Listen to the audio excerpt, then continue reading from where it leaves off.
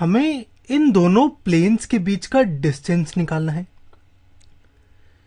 अब मैं नोट करूं, ये प्लेन है 2x plus 3y plus 4z equal to 4। ये वाला प्लेन जो है ये है 4x 6y 8z equal to 12।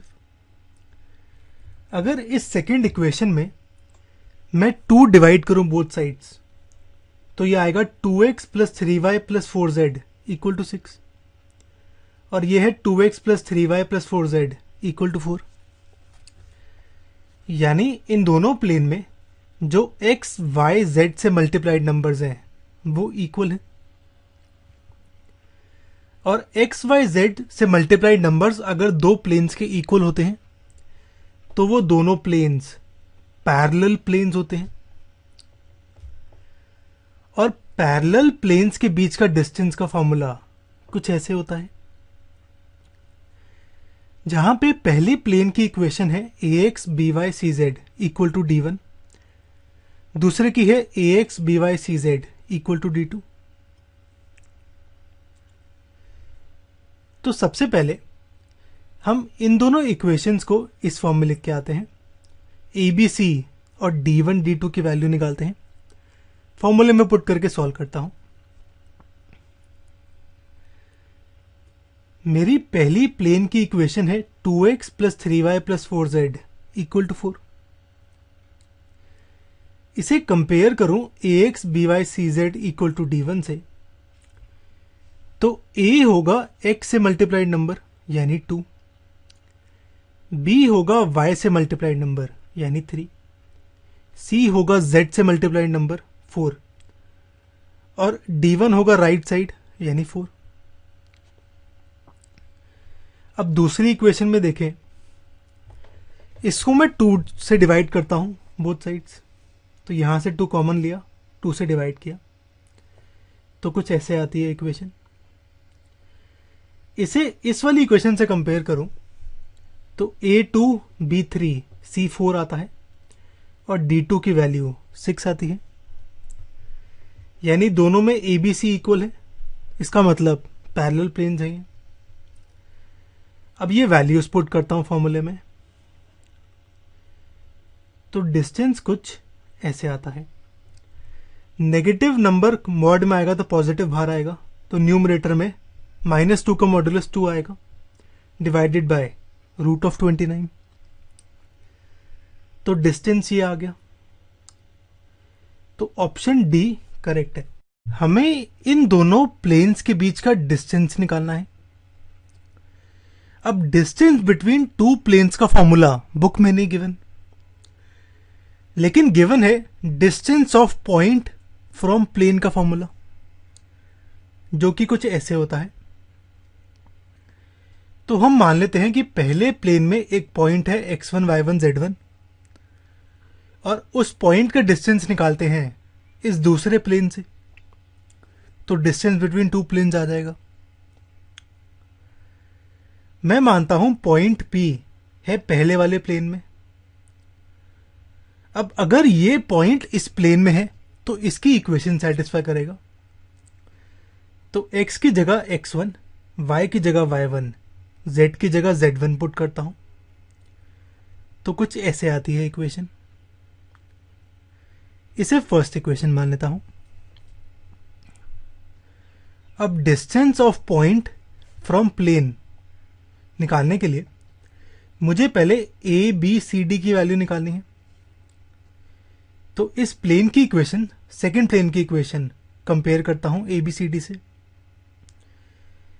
तो a होगा x से मल्टीप्लाइड नंबर यानी 4, b y से मल्टीप्लाइड नंबर 6, c z से 8, और d राइट साइड वाला 12।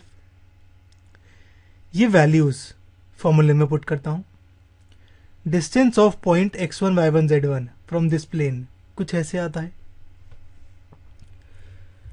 अब यहां 4x1 6y1 8z1 में से 2 कॉमन निकालता हूं, तो अंदर बचता है 2x1 3y1 4z1 का सम। और हमने अभी निकाला कि 2x1 plus 3y1 plus 4z1 ये 4 के बराबर है फर्स्ट इक्वेशन से। तो ये आ गया 2 इंटू 4 माइनस 12 यानी 8 माइनस 12, यानी न्यूमरेटर में आएगा -4। डिनोमिनेटर में रूट 116 होगा, रूट ऑफ 4 इंटू 29, 4 का रूट होता है 2, तो ये आ गया 2 रूट 29। 2 और -4 कैंसिल होगा, ऊपर बचेगा -2, नीचे रूट 29। -2 बाय रूट 29 का मॉडुलस होगा 2 बाय रूट 29, क्योंकि नेगेटिव नंबर का मॉडुलस पॉजिटिव होता है। तो मेरा डिस्टेंस आ गया 2 बाय रूट 29, यानी ऑप्शन डी करेक्ट है।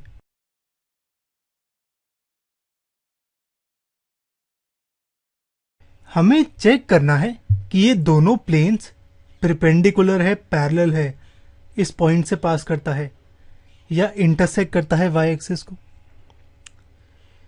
तो सबसे पहले हम परपेंडिकुलर और पैरेलल की बात करते हैं। मैं इन दोनों प्लेन्स के बीच का एंगल निकालता हूं।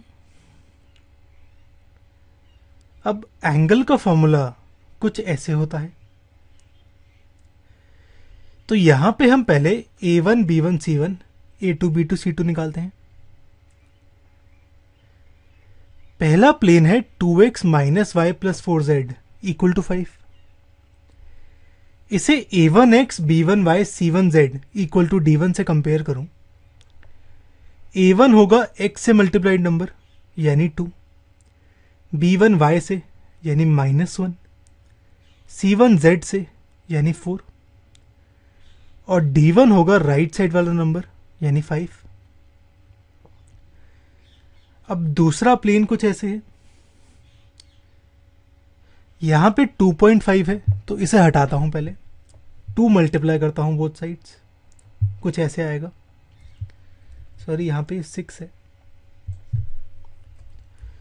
अब इसे इससे कंपेयर करूं। A2 आता है 10, B2 -5, C2 20, और D2 आता है 12।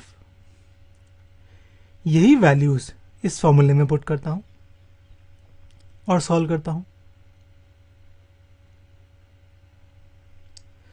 तो ऊपर तो 105 आता है, नीचे है root of 21 into root of 525।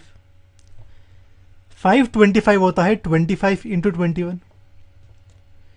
तो यहां पे रूट अलग अलग करता हूं। रूट ऑफ 25 होगा 5, रूट ऑफ 21 अलग हो गया, और 21 का रूट इंटू 21 का रूट, ये 21 आएगा। ये आएगा 105 बाय 105 यानी 1। तो कॉस थीटा की वैल्यू 1 आती है, तो फिर थीटा होगा 0 डिग्री, यानी दोनों प्लेन्स के बीच का एंगल है 0। इसका मतलब कि एंगल बिटवीन प्लेन 0 है, यानी दोनों प्लेन्स पैरेलल है।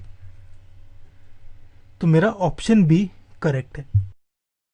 हमें दो प्लेन्स गिवन है, चेक करना है कि ये परपेंडिकुलर है, पैरेलल है, या इंटरसेक्ट करता है वाई एक्सिस को, या इस पॉइंट से पास करता है। सबसे पहले हम परपेंडिकुलर और पैरेलल चेक करते हैं। मैं दोनों प्लेन्स के नॉर्मल के डायरेक्शन रेशियोज निकालता हूं। अगर डायरेक्शन रेशियोज प्रोपोर्शनल है तो दोनों नॉर्मल्स मेरे पैरेलल होंगे, और नॉर्मल्स पैरेलल है तो प्लेन्स पैरेलल होगा। और अगर A1 A2 B1 B2 C1 C2 की वैल्यू 0 है, यानी दोनों नॉर्मल्स परपेंडिकुलर हैं, यानी दोनों प्लेन्स परपेंडिकुलर हैं। तो सॉल्व करते हैं इसे। मेरे पहले प्लेन की इक्वेशन है 2x minus Y plus 4z equal to 5। इसे कंपेयर करता हूं A1x B1y C1z equal to D1 से, जिसके डायरेक्शन रेशियो होंगे जो x y z से मल्टीप्लाइड नंबर्स हैं वो 2 - 1 4, यानी A1 की वैल्यू 2, B1 की -1, C1 की 4 है। ऐसे ही दूसरे प्लेन के साथ, इसके साथ। अब यहां पे 2.5 है, ये मुझे डेसिमल नहीं पसंद, तो मैं 2 मल्टीप्लाई करता हूँ बोथ साइड्स, ये कुछ ऐसे आ जाएगा। सॉरी, यहाँ पे 6 है। अब इसे इससे कंपेयर करूं तो डायरेक्शन रेशियो होंगे 10 माइनस 5 20, यानी A2 होगा 10, B2 माइनस 5, C2 20। सबसे पहले हम पैरेलल के लिए चेक करते हैं। अगर दो लाइंस पैरेलल है तो डायरेक्शन रेशियोज प्रोपोर्शन में है। A1 बाई A2 निकालूं तो यह आता है 1/5, B1 बाई B2 ये भी 1/5, C1 बाई C2 भी 1/5 आता है, यानी ये सारे इक्वल हैं। इसका मतलब मेरी दोनों नॉर्मल्स पैरेलल हैं, और अगर दोनों नॉर्मल्स पैरेलल हैं तो मेरी प्लेन्स भी पैरेलल होंगी। तो ऑप्शन बी करेक्ट है।